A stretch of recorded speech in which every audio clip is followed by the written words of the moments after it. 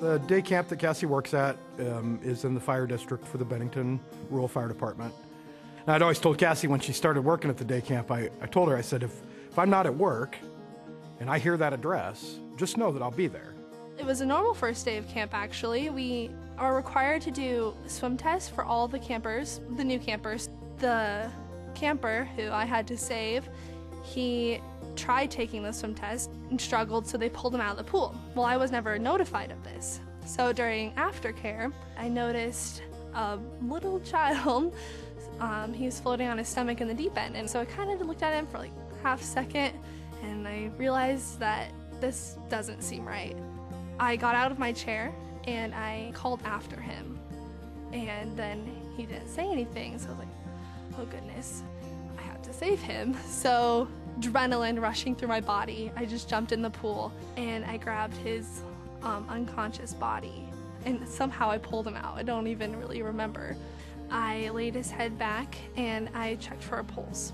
Once I realized there was a pulse, I tilted his head back into the correct airway position to give him rescue breaths, which I administered 2 right away. And then I checked for the pulse again and did a sternum rub, which is where you just rub the patient's sternum trying to wake them. And then I administered 2 more, and I checked again, and then I administered 2 more when he woke up. He took the deepest breath, and I took a sigh of relief too. We actually transported the child code 3, which is lights and sirens, to the hospital, because it was a critical situation. He had taken a lot of water in. He had some water in his lungs that we could hear when he was breathing. I went to go visit him in the hospital, actually, and that night he said he wanted to go to camp the next day. So throughout the whole summer, I had a little bit of a special bond with him and kept an extra eye on him while he was in the pool. Without Kassee's actions that day, it would have been a different outcome.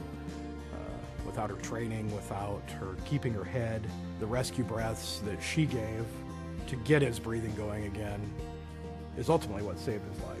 When I got home, I told her, you're my hero.